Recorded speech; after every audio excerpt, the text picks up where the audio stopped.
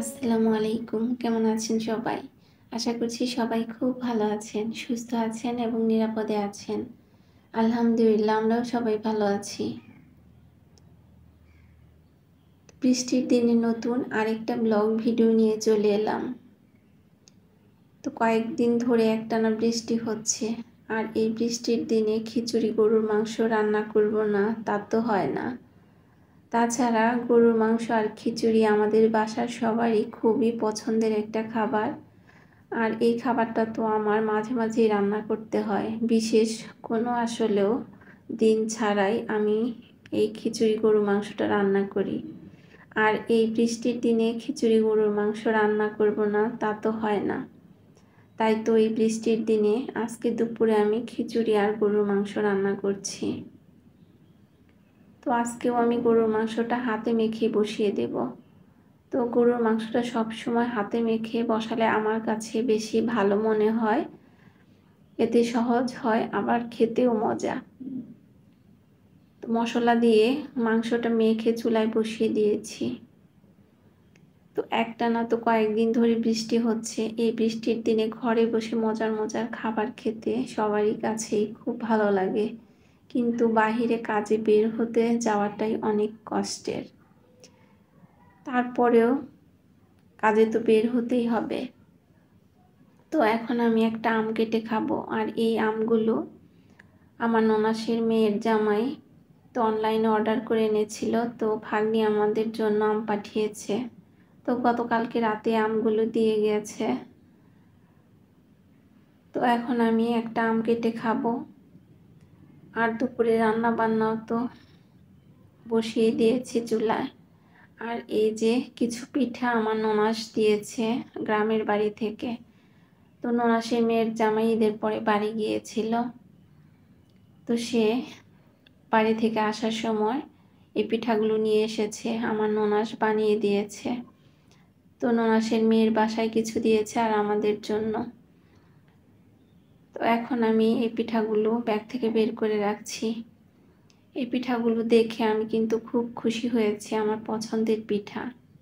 আর মাটির চুলার এই পিঠাগুলো অনেক দিন হয় খাওয়া হয় না, তো অনেক দিন পর মাটির চুলার এই পিঠাগুলো আজকে খাবো। আর এই পিঠাটা মাটির চুলায় বানানোর কারণে একটা ধোয়া ধোয়া স্মেল আসে, এতে কিন্তু খুব সুন্দর লাগে। তো এই পিঠাগুলো পাতলা করে কেটে তারপর মচমচে করে গরম করে খেলে খুব ভালো হয়। তো এখন আমি খিচুড়ি বসিয়ে দিচ্ছি। তো কে কে আজকে এই বৃষ্টির দিনে খিচুড়ি রান্না করেছেন আমাকে কমেন্টসে জানাবেন। তো প্রায় বাসাতেই কিন্তু এই বৃষ্টির মধ্যে খিচুড়ি রান্না হবে আমি জানি। তবে আজকে একটু বাসায় আমি আরামে দিন কাটাচ্ছি, বৃষ্টির মধ্যে বাইরে যাওয়ার কোনো প্রয়োজন নেই। আগামীকালকে থেকে ছোট ছেলের পরীক্ষা শুরু, তো সেই জন্য আজকে ওর স্কুলটা বন্ধ।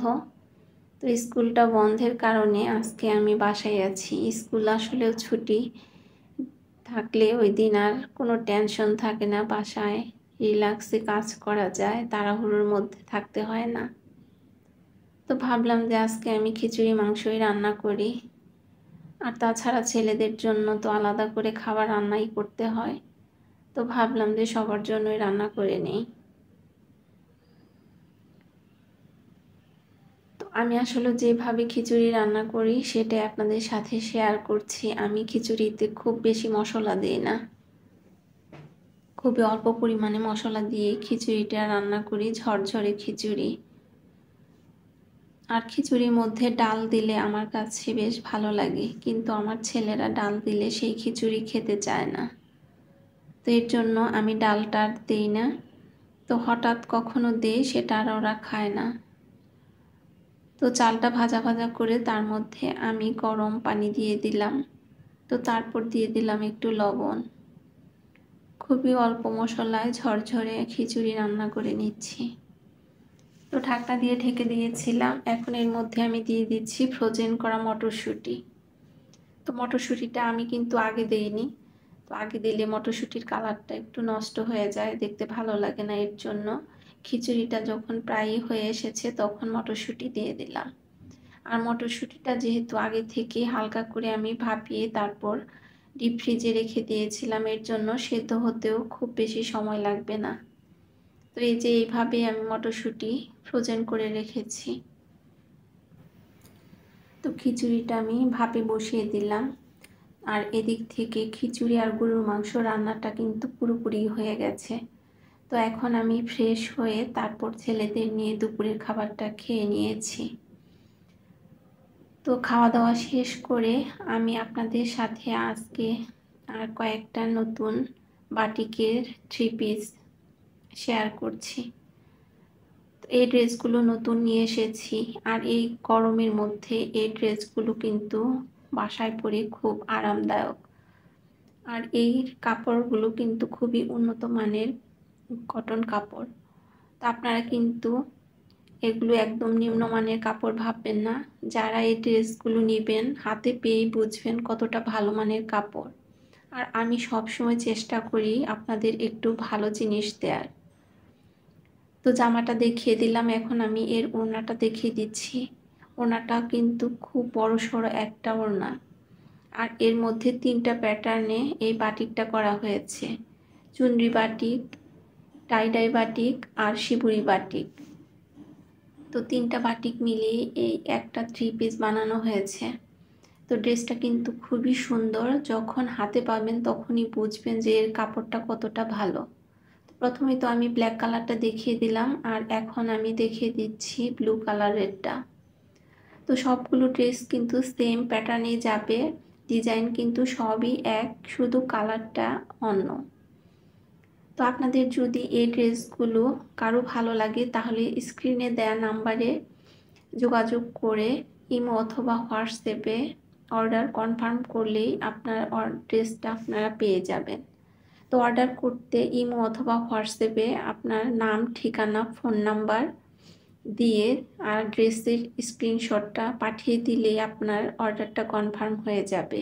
এই ড্রেসগুলোর দাম পড়বে 750 টাকা করে। এগুলো কিন্তু 400-500 টাকার ড্রেসের সঙ্গে আসলেও মিলবে না। এই ড্রেসের কাপড়গুলো খুবই ভালো মানের কাপড়। তো এখন আমি ম্যাজেন্টা কালারের একটা ড্রেস দেখিয়ে দিলাম। তো এরপর দেখিয়ে দিলাম আরেকটা, এটাকে আসলে কি কালার বলে আমি অতটা আসলে বুঝতে পারছি না, জলপাই কালার। তো জলপাই কালারটার মধ্যেও খুব সুন্দর কিন্তু এই কালারটা খুব সুন্দর। এই জলপাই কালারের ড্রেসটা যার যার পছন্দ তারা কিন্তু স্ক্রিনে দেওয়া নাম্বারে ইমো অথবা হোয়াটসঅ্যাপে ড্রেসের স্ক্রিনশট দিয়ে আপনার নাম, ঠিকানা, ফোন নাম্বার পাঠিয়ে দিলেই আপনার ড্রেসের অর্ডার কনফার্ম হয়ে যাবে। তো এরপর আমি দেখিয়ে দিচ্ছি আরেকটা রানী গোলাপি কালারের ড্রেস। তো আগেরটা একটু ম্যাজেন্টা টাইপ ছিল, এটাও তার থেকে একটু ভিন্ন কালার। তো এটাতেও কিন্তু 4 পিস দেয়া আছে, ওড়না, সালোয়ারের কাপড়, হাতের কাপড় আর জামার কাপড়। বাটিকের এই সুন্দর কোয়ালিটির ড্রেসগুলো যার যার ভালো লাগবে তারা কিন্তু চাইলে স্ক্রিনশট দিয়ে অর্ডার করতে পারেন। এরপর আমি দেখিয়ে দিচ্ছি বেস্ট বাই থেকে কেনা কয়েকটা জিনিস। গত ভিডিওতে দেখিয়েছিলাম যে আমি কিছু জিনিস কিনবো, আর সেই জিনিসগুলোই এগুলো। তো এখানে একটা টিফিন বক্স নেওয়া হয়েছে ছোট ছেলের জন্য। তো খুব বেশি কিন্তু কেনাকাটা করিনি, এই 3টা জিনিস কেনা হয়েছে, একটা টিফিন বক্স আর 2টা পানির বোতল। তো এই ছিল আমার টুকটাক আজকের কেনাকাটা, আর আমিও ভিডিওর প্রায় শেষ পর্যায়ে চলে এসেছি। তো এখন আপনাদের কাছ থেকে বিদায় নেওয়ার পালা। কথা হবে নতুন অন্য কোনো ভিডিওতে। এবারের মতো বিদায় নিয়ে নেই। আল্লাহ হাফেজ।